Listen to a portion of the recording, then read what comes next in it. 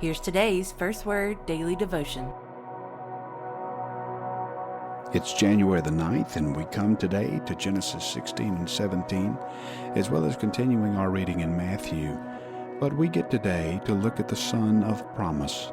Notice here some of the familiar phrases that we've already seen, some of those familiar patterns that are repeated. It's important for us as we're reading the Bible to learn the language of the Bible. Remember that the Bible is inerrant, it is inspired, and God has chosen a particular vocabulary. He's chosen a way of speaking to us.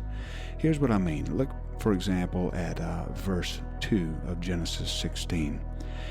And Abraham listened, or let's start at the beginning. And Sarai said to Abram, Behold, now the Lord has prevented me from bearing children.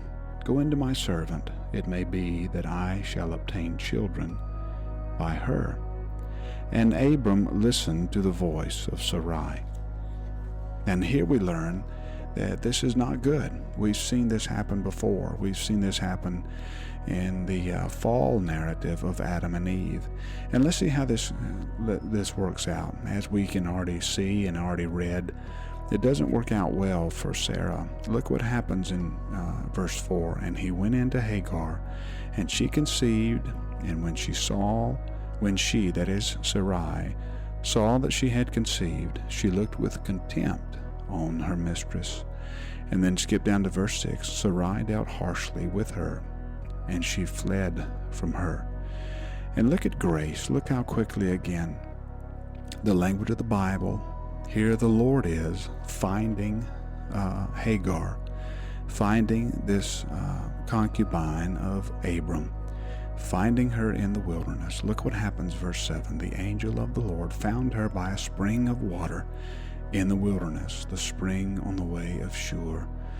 And then look at verse 9. The angel of the Lord said to her, Return to your mistress, submit to her.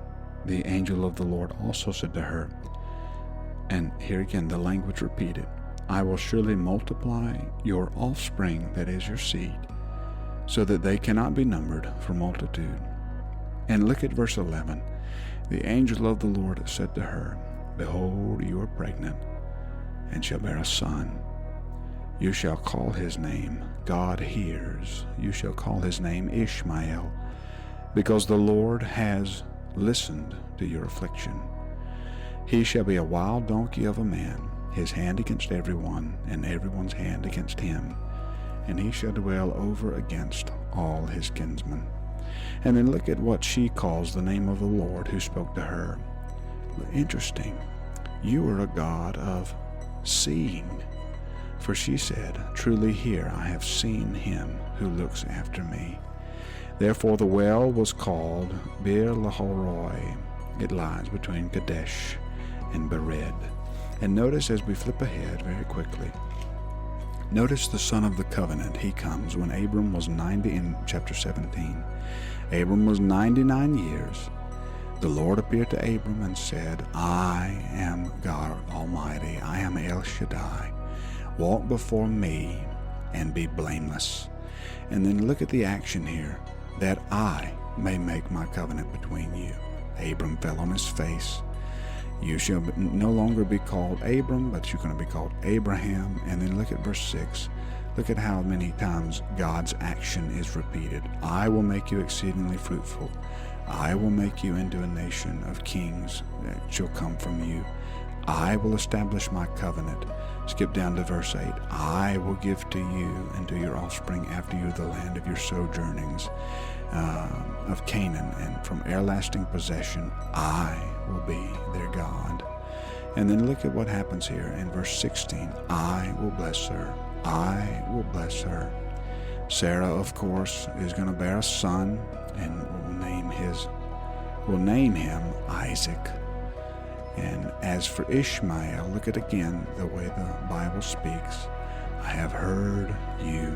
And then skip down to verse 20. I will make him. And then the contrast, verse 21. But I will establish my covenant with Isaac. And then I love the way the ESV puts it all together. Look at Matthew 5. Jesus says, "Do not think that I have come to abolish the law or the prophets. I have not come to abolish them, but to fulfill them." And it is true what we read in Psalm 9, verse 7, "The Lord sits enthroned forever and ever. He has established his throne for justice. He judges the world with righteousness. He judges the peoples with uprightness." And as we learned from Hagar, the Lord is a stronghold for the oppressed, a stronghold in times of trouble.